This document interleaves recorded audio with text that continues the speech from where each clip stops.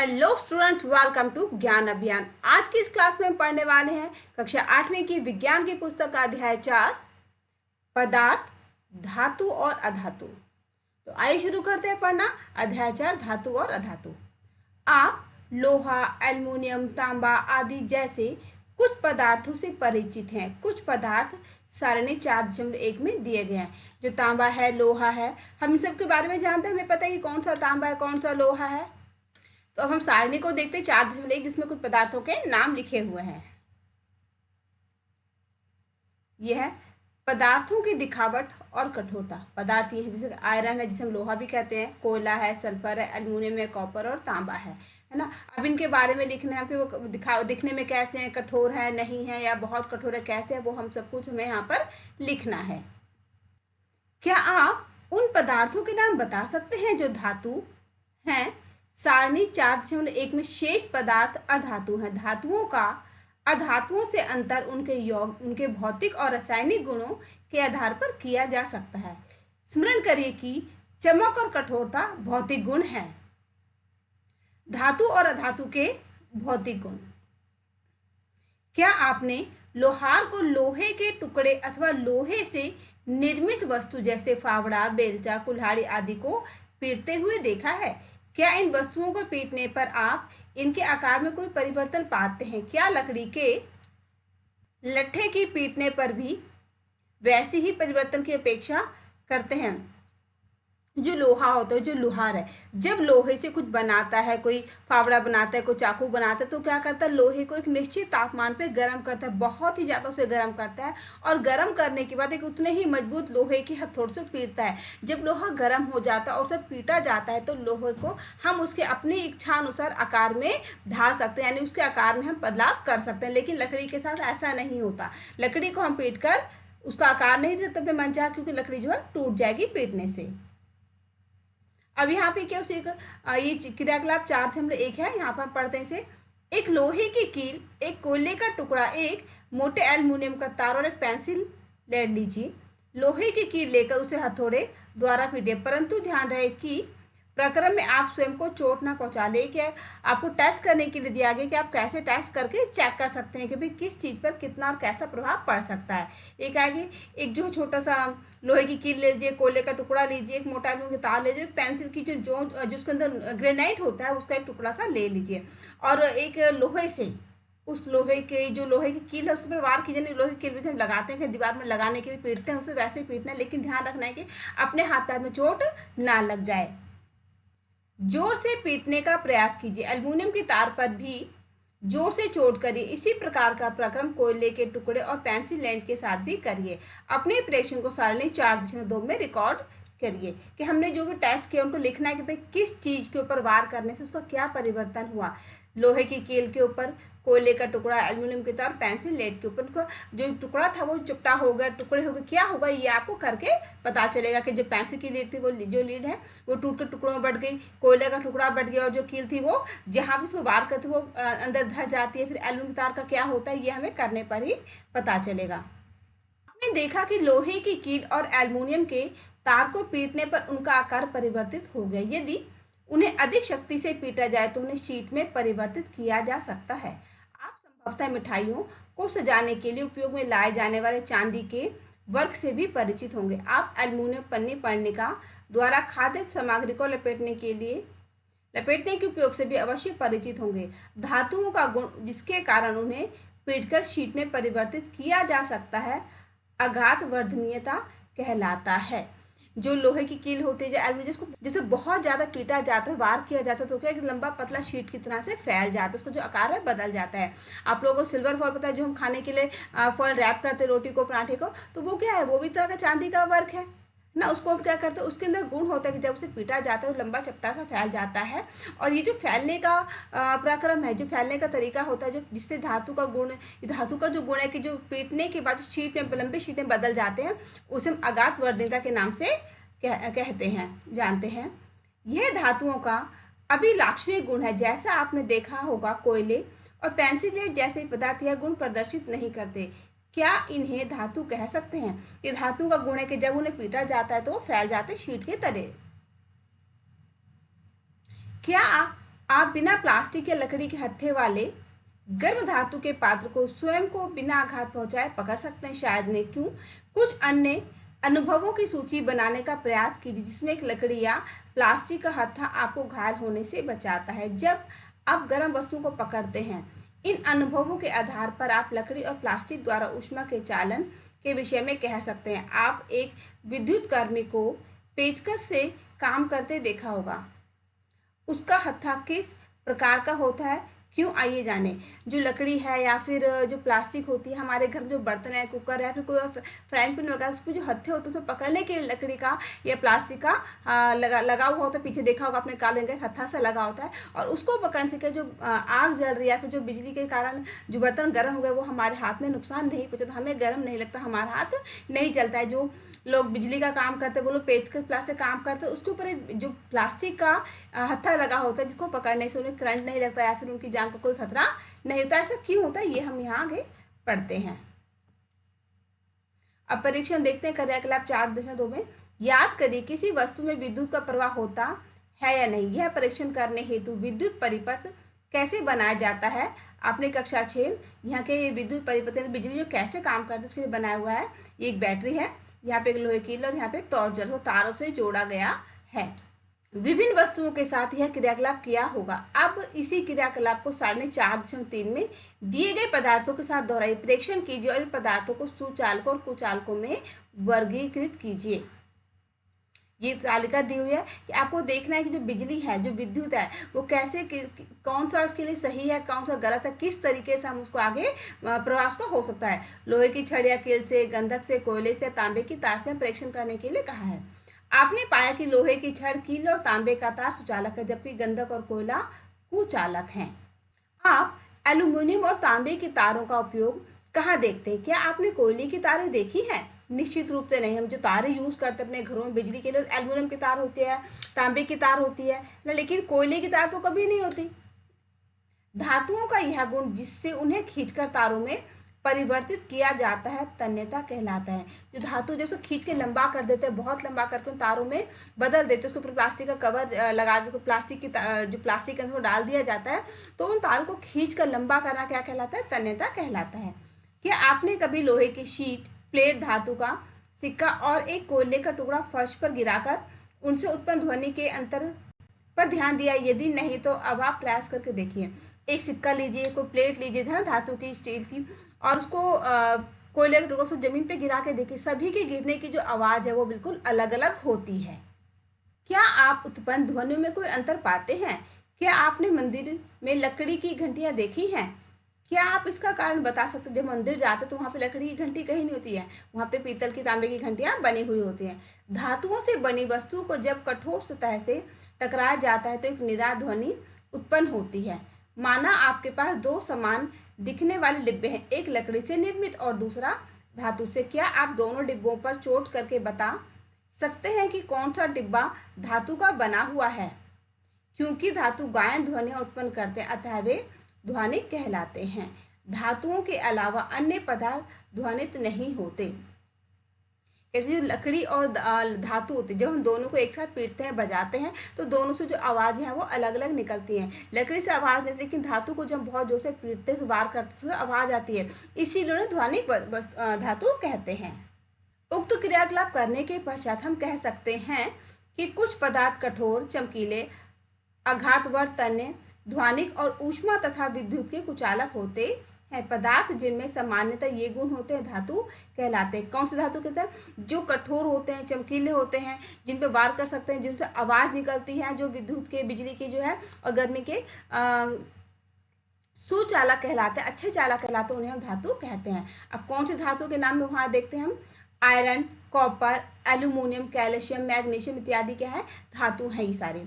इसके विपरीत कोयले और सल्फर जैसे पदार्थ नरम हैं तथा दिखने में मलिन है। ये हथौड़े की हल्की सी चोट से टूटकर चूरा हो जाते हैं, ध्वनिक नहीं है और ऊष्मा तथा विद्युत के कुचालक है। ये पदार्थ अधातु कहलाते हैं। यानी कि ऐसे पदार्थ जो वार से टूटकर बिखर जाते हैं, जो हल्के होते हैं, जो कि मटमैले होते हैं, गंदे से देखने में होते हैं, उनसे आवाज़ नहीं आती, क्या अधातु हैं। क्यों? क्योंकि विद्युत के कुचालक हैं।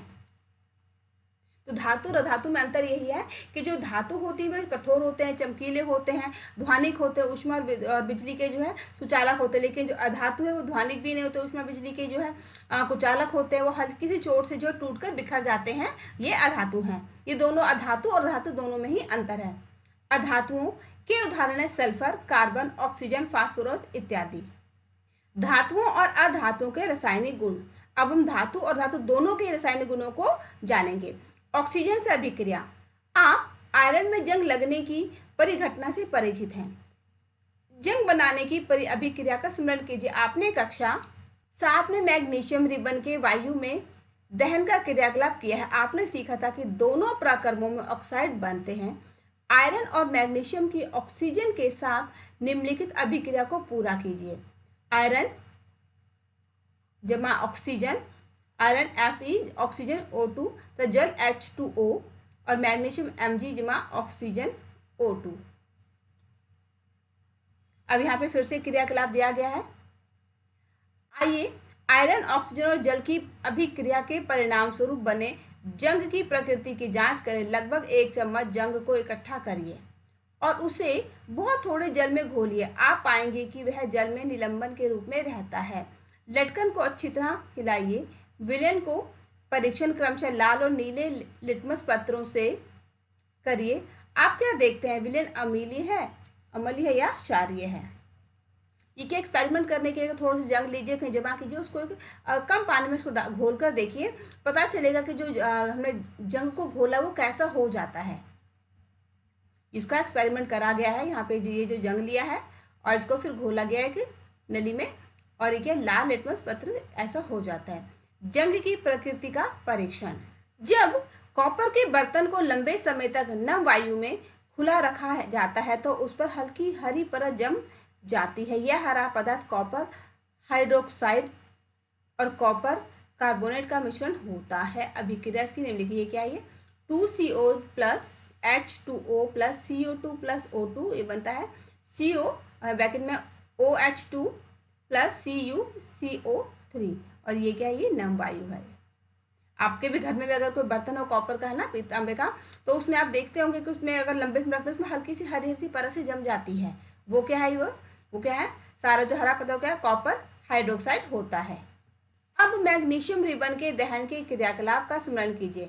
मैग्नीशियम रिबन का दहन करने पर प्राप्त राख को जल में घोलकर उसकी अम्लीय क्षारीय प्रकृति जानने हेतु विलयन का परीक्षण करते हैं। विलयन अम्लीय है या क्षारीय, आप इसको किस प्रकार सुनिश्चित करेंगे? आपने परीक्षण किया होगा कि लाल लिटमस नीला हो जाता है, इसलिए मैग्नीशियम के ऑक्साइड की प्रकृति क्षारीय है। सामान्यतः धात्विक ऑक्साइड क्षारीय प्रकृति के होते हैं। अब धातुओं की ऑक्सीजन के साथ अभिक्रिया का परीक्षण करें। हम परीक्षण करके देखने के लिए कहा गया कि आप परीक्षण करके देखिए, आपको पता चले किस धातु में कैसा परिवर्तन हो जाता है। शिक्षक द्वारा कक्षा में प्रदर्शित कीजिए। ये जो टीचर्स के लिए है। चूर्णित सल्फर की कुछ मात्रा 1 उदहन चम्मच में लीजिए और उसे गर्म कीजिए। यदि उदहन चम्मच उपलब्ध ना हो तो आप किसी भी बोतल का धातु का ढक्कन ले सकते हैं। इसके चारों ओर एक धातु का तार लपेट दीजिए, जैसा कि चित्र 4.4a में दिखाया गया है। जैसे ही सल्फर जलना आरंभ होता हो तो चम्मच को एक गैस जार कांच के गिलास में ले जाइए। गिलास को एक ढक्कन से ढक दीजिए जिससे बनने वाली गैस बाहर ना जा सके। कुछ समय पश्चात चम्मच को हटा दीजिए। गिलास में थोड़ा जल डालें, तुरंत ढक्कन से वापस ढक दीजिए। अब गिलास को भली भांति हिलाइए। विलयन को परीक्षण क्रमशः लाल और नीले लिटमस पत्रों से कीजिए। ये एक एक्सपेरिमेंट करने के लिए क्या है कि भाई थोड़ा सा जो आपने सल्फर लिया और उसको अगर चम्मच नहीं है तो उसे जो ढक्कन होता है बोतल की उसमें डाल के उसको हल्का तार से बांध के उसको गर्म कीजिए, फिर इसमें जार में डाल दीजिए और थोड़ी देर के बाद में हमें चेक करना है कि उसमें क्या परिवर्तन होता है। सल्फर चूर्ण हमने यहाँ पर एक्सपेरिमेंट करके देखा है। और फिर उसको जो चेक करने के लिए आते हैं लिटमस पत्र, उसी के द्वारा चेक कर आगे उसमें परिवर्तन कैसा होता है। जो लिटमस पत्र होते हैं नीले हो जाते हैं, लाल हो जाते हैं, कैसे हो जाते हैं, उनमें क्या बदलाव आता है। अब यहाँ पर है अम्लों और क्षारों में धातु और अधातु।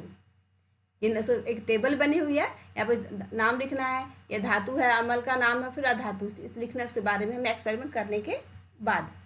सल्फर और ऑक्सीजन की अभिक्रिया में बनने वाले उत्पाद का नाम सल्फर डाइऑक्साइड गैस है। जब सल्फर डाइऑक्साइड को जल में विलय करते हैं यानी जल से मिला देते हैं तो सल्फ्यूरिक अम्ल प्राप्त होता है। अभिक्रिया निम्न प्रकार से दी जा सकती है। यहाँ पे क्या है कि सल्फर डाइऑक्साइड को पानी में मिलाने पर हमें सल्फ्यूरिक अम्ल मिलता है। उसका जो अभिक्रिया वो क्या है, सल्फर डाइऑक्साइड यानी SO2 उसमें जमा करते हैं, जल यानी मिलाते हैं H2O, और वो क्या बनता है, सल्फ्यूरिक अम्ल यानी H2SO3। सल्फ्यूरिक अम्ल नीले लिटमस पत्र को लाल कर देता है। सामान्यतः अधातुओं के ऑक्साइड अम्लीय प्रकृति के होते हैं। प्रयोगशाला में काम आने वाले कुछ अम्लों और क्षारों के नाम याद कीजिए जो आपने कक्षा 7 में पढ़े थे। उनके नाम सारणी 4.4 में लिखिए। उनमें उपस्थित धातु अथवा अधातु की पहचान करिए जो ऑक्सीजन के साथ ऑक्साइड बनाता है। अब पढ़ना है जल के साथ अभिक्रिया कि जब हम जल के साथ अभिक्रिया होती है धातु की तो क्या होता है। आइए देखिए धातु और अधातु किस प्रकार जल से अभिक्रिया करते हैं। सोडियम धातु एक बहुत अभिक्रियाशील होता है। यह ऑक्सीजन और जल के साथ अत्यंत तीव्र अभिक्रिया करता है। अभिक्रिया में बहुत अधिक ऊष्मा उत्पन्न होती है, इसलिए यह मिट्टी के तेल में संचित रखा जाता है। जो सोडियम धातु थी बहुत क्रियाशील होती है, उसके अंदर जो है यह जो ऑक्सीजन और पानी, ऑक्सीजन गैस और पानी के साथ बहुत जल्दी अभिक्रिया करता है। अब यहाँ पे फिर से क्रियाकलाप 4.5 में क्रियाकलाप दिया गया है आपको कि जो टीचर अपनी क्लास में बच्चों को करके दिखाएं ताकि बच्चे इसको जो सही तरीके से जान सकें। लेकिन ये क्रियाकलाप आपको खुद अकेले नहीं करना, किसी बड़े के साथ में ही करना है।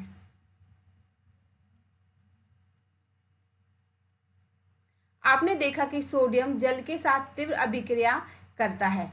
कुछ अन्य धातु ऐसा नहीं करते। उदाहरण के लिए आयरन जल से धीमी अभिक्रिया करता है। सामान्यतः धातु जल से अभिक्रिया नहीं करते, यद्यपि वे वायु में बहुत सक्रिय हो सकते हैं। इस प्रकार के अधातुओं को जल में रखा जाता है। उदाहरण के लिए फास्फोरस एक बहुत सक्रिय अधातु है। वायु में खुला रखने पर यह आग पकड़ लेता है। फास्फोरस से वायुमंडलीय ऑक्सीजन का संपर्क ना हो इसलिए उसे जल में रखा जाता है। अब बढ़ते हैं अम्ल से अभिक्रिया। अम्लों से अभिक्रिया में क्या परिवर्तन आता है वो हम यहाँ जानेंगे। आइए देखें धातु और अधातु अम्लों के साथ किस प्रकार व्यवहार करते हैं, इनमें क्या बदलाव आता है। अब बदलाव को देखने के लिए क्या क्या पे क्रियाकलाप कहा है 4.6 में सावधानी रखिए। परख नली जो हम यूज कर रहे हैं टेस्ट करने के लिए, परख नली के मुंह को अपने चेहरे से दूर रखना है। परख नली पकड़ने के लिए परख नली होल्डर का प्रयोग करना, उसका डायरेक्ट हाथ से नहीं पकड़ना है, उसको हाथ से पकड़ने से नुकसान होने का डर रहता है, खतरा रहता है, इसलिए। अब ऐसे टेबल बनानी है जिसे परख नली का चिन्ह जो है परख नली है, उसको पहचान के लिए कौन सी किस परख नली के अंदर में क्या क्या डाला गया है उसको उस पर ABCD आप लिख सकते हैं। फिर धातु और परख नली के नाम लिखना है, भाई A में कौन सा है, B में कौन सा, मैग्नीशियम है, एल्यूमिनियम है, आयरन है, कॉपर है, लकड़ी का टुकड़ा है, सल्फर है। फिर यहाँ पे तनु हाइड्रोक्लोरिक है। अम्ल से अभिक्रिया करने पर सामान्य ताप पर अगर नॉर्मल टेम्परेचर पर तो क्या परिवर्तन होता है, गर्म करने पर क्या होता है, और यहाँ तनु सल्फ्यूरिक अम्ल से अभिक्रिया करने पर तो अगर बिल्कुल नॉर्मल टेम्परेचर सामान्य तापमान है तो उसमें क्या परिवर्तन, गर्म करते हैं तो क्या परिवर्तन हो जाता है, ये हमको चेक करने के बाद यहाँ पर लिखने की सारणी दी गई है। फिर यहाँ पे क्या कि जब हमने परख नली ABCDEF ले ली तो उनके सबको हम नाम लिख देंगे ABCDEF ताकि हमें याद रहे किस परख नली के अंदर में क्या क्या डाला है। अब ड्रॉपर यानी जो ड्रॉपर की बूंद करके डालते हैं, जो पाइप होती छोटी सी, उस ड्रॉपर की सहायता से प्रत्येक परख नली में एक एक करके 5 ml तनु हाइड्रोक्लोरिक अम्ल डालिए। अभिक्रिया का सावधानी पूर्वक परीक्षण कीजिए। यदि ठंडे विलयन से कोई अभिक्रिया नहीं होती तो परख नली को हल्का गर्म करिए। प्रत्येक परख नली के मुंह के पास एक जलती हुई माचिस की तीली लाइए। यही क्रियाकलाप तनु हाइड्रोक्लोरिक अम्ल के स्थान पर तनु सल्फ्यूरिक अम्ल लेकर दोहराइए।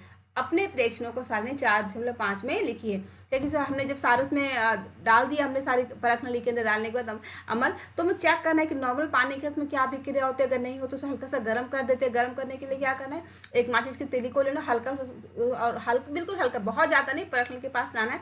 फिर उसमें देखने के क्या क्या परिवर्तन हो रहे हैं गर्म होने पर या फिर ठंडे रहने पर ही। क्या धातु और धातु अम्लों से भिन्न प्रकार से अभिक्रिया करते हैं। परख नली के मुंह के पास जलती हुई माचिस की तीली डालने पर कुछ में पॉप ध्वनि क्यों उत्पन्न होती है। आपने पाया होगा कि अधातु सामान्यतः अम्लों से अभिक्रिया नहीं करते परंतु धातु अम्लों से अभिक्रिया करते हैं। जो अम्ल है वो अभिक्रिया नहीं करते हैं, लेकिन जो धातु वो अम्लों से अभिक्रिया करते हैं। हाइड्रोजन गैस उत्पन्न करते हैं जो पॉप ध्वनि के साथ जलती है। आपने देखा कि कॉपर तनु हाइड्रोक्लोरिक अम्ल से गर्म करने पर भी अभिक्रिया नहीं करता। परंतु यह सल्फ्यूरिक अम्ल से अभिक्रिया करता है। अब हम पढ़ेंगे डी, क्षारों से अभिक्रियाएं। अब यहाँ पे फिर से जो है एक्सपेरिमेंट दिया गया, क्रियाकलाप 4.7 में शिक्षक द्वारा प्रदर्शित, यानी कि बच्चों को नहीं करना है, टीचर को करके दिखाना है। एक परखनली में सोडियम हाइड्रोक्साइड का ताजा विलयन उसकी 3-4 टिक्कियाँ 5 ml जल में घोलकर बनाइए। इसमें एक एल्यूमिनियम की पन्नी का टुकड़ा डालिए, एक जलती हुई माचिस की तिल्ली परखनली के मुंह के निकट लाइए, ध्यान से परीक्षण कीजिए। क्या करना है कि एक छोटा सा 5 ml का जो सोडियम हाइड्रोक्साइड लेना है, उसको घोल लेना है, उसको एक परखनली में डाल दिया, और डालने के बाद उसकी जो परखनली का जो मुंह है, उसका जहाँ पे खुली हुई है वहाँ पे माचिस की तिल्ली को, जलता हुआ तिल्ली को लेकर आना, फिर ध्यान से देखने में क्या परिवर्तन होता है। पॉप ध्वनि क्या दर्शाती है? पहले की तरह पॉप ध्वनि हाइड्रोजन गैस की उपस्थिति दर्शाती है। धातु सोडियम हाइड्रोक्साइड से अभिक्रिया कर हाइड्रोजन गैस उत्पन्न करते हैं। अधातुओं की क्षारों से अभिक्रियाएं जटिल हैं, यानी जो अधातु होते हैं उनका जो क्षार होते हैं उनसे अभिक्रिया करना जो बहुत ही मुश्किल होता है। अब हम पढ़ते हैं विस्थापन अभिक्रियाएं। कॉपर सल्फेट और आयरन के मध्य अभिक्रिया वाले क्रियाकलाप को याद करिए जो आपने कक्षा 7 में किया था। आइए उस प्रकार की कुछ अभिक्रियाओं को देखें।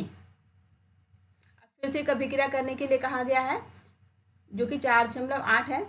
100 मिलीलीटर के 5 बीकर लीजिए, छोटे छोटे बीकर लेने हैं, उन्हें ABCDE चिन्हित कीजिए, उन पर ABCDE लिखना है। प्रत्येक बीकर में लगभग 50 ml जल डालिए। प्रत्येक बीकर में चित्र 4.6a में दर्शाए गए पदार्थों में से प्रत्येक का 1 चम्मच डालकर घोल लीजिए।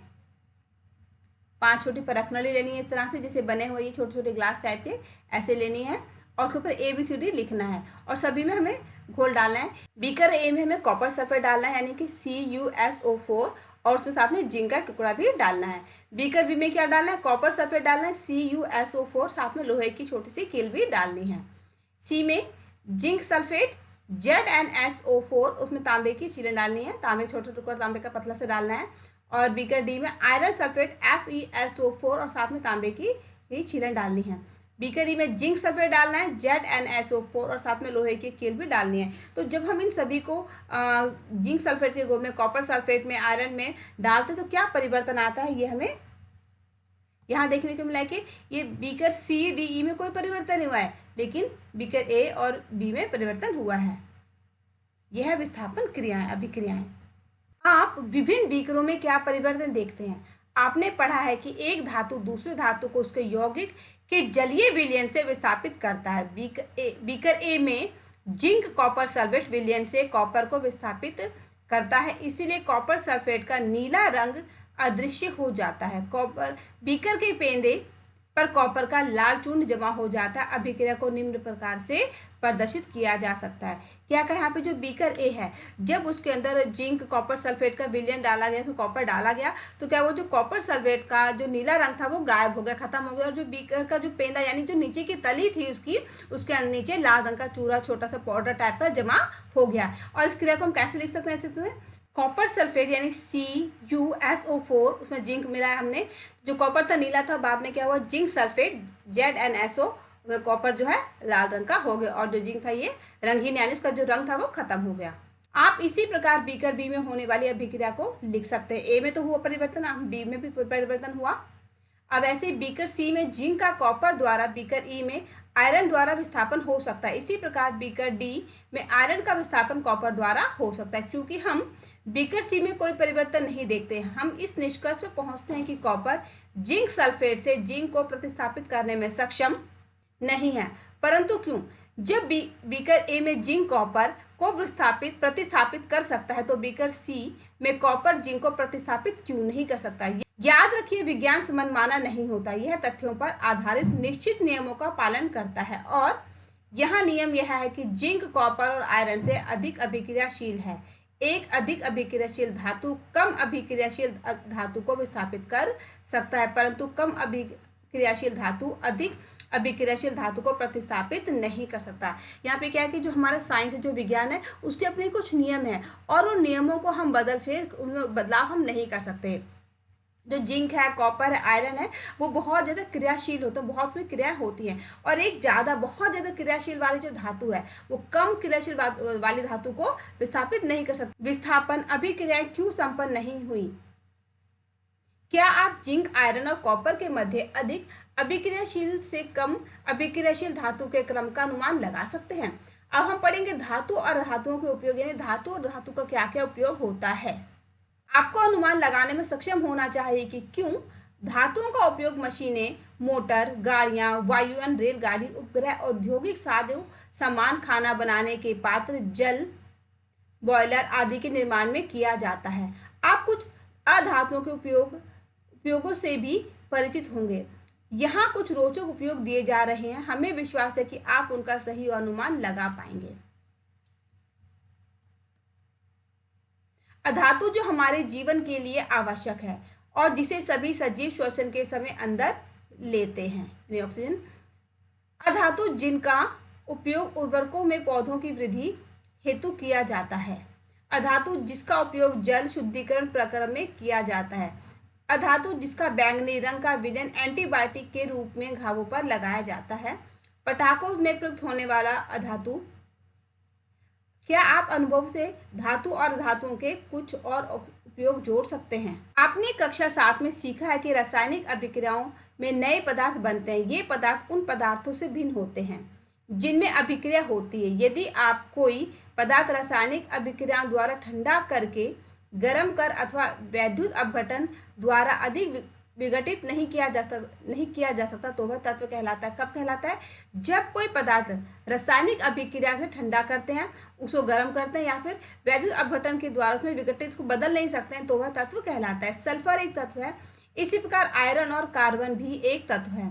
तत्व के एक नमूने में एक ही प्रकार के परमाणु होते हैं। परमाणु तत्व की सबसे छोटी इकाई होता है। तत्व के भौतिक परिवर्तनों में तत्व के परमाणु अप्रभावित रहते हैं। उदाहरण के लिए द्रव सल्फर का परमाणु पूर्ण रूप से ठोस अथवा वाष्प सल्फर के परमाणु के समान होता है। यद्यपि ब्रह्मांड में पदार्थों की असंख्य किस्में हैं, इन्हें बनाने वाले तत्वों की संख्या सीमित है। प्राकृतिक रूप से पाए जाने वाले तत्वों की संख्या 94 से अधिक नहीं है। धातु और अधातुओं के रूप में तत्वों का एक महत्वपूर्ण वर्गीकरण है। अधिकांश तत्व धातु हैं, 20 से कम अधातु हैं। कुछ उपधातु हैं जिनमें धातुओं और अधातुओं दोनों के गुण होते हैं।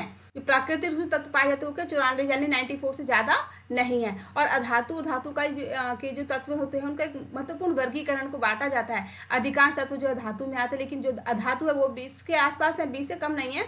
और इन सभी का एक अपना अपना प्रयोग होता है, इन सभी का अपनी अपनी एक अभिक्रिया होती है, जो हमने अभी इस अध्याय में पढ़ा है। अब इस अध्याय में हमने क्या क्या पढ़ा है वो हम यहाँ देखते हैं कि धातुओं में चमक होती है और अधातु में चमक नहीं होती है। खास जानने की जो धातु होती है उसके अंदर चमक होती है, लेकिन अधातु में चमक नहीं होती। सामान्यतः धातु अघात वर्धनीय और तन्ने होते हैं और अधातु तन्ने नहीं होते, यानी कि फैलते चपटे नहीं होते। सामान्यतः धातु ऊष्मा और विद्युत के सुचालक होते हैं, परंतु अधातु सुचालक नहीं होते, वो कुचालक होते हैं। दहन करने पर धातु ऑक्सीजन से अभिक्रिया कर धातु ऑक्साइड बनाते हैं जो क्षारीय प्रकृति के होते हैं। अधातु ऑक्सीजन से अभिक्रिया कर अधातु ऑक्साइड बनाते हैं जिनकी प्रकृति अम्लीय होती है। कुछ धातु जल से अभिक्रिया कर धातु हाइड्रोक्साइड और हाइड्रोजन गैस उत्पन्न करते हैं। अधातु जल से अभिक्रिया नहीं करते। धातु अम्लों से अभिक्रिया करते हैं और धातु लवण तथा हाइड्रोजन गैस बनाते हैं। सामान्यतः अधातु अम्लों से अभिक्रिया नहीं करते। कुछ धातु क्षारों से अभिक्रिया कर हाइड्रोजन गैस देते हैं।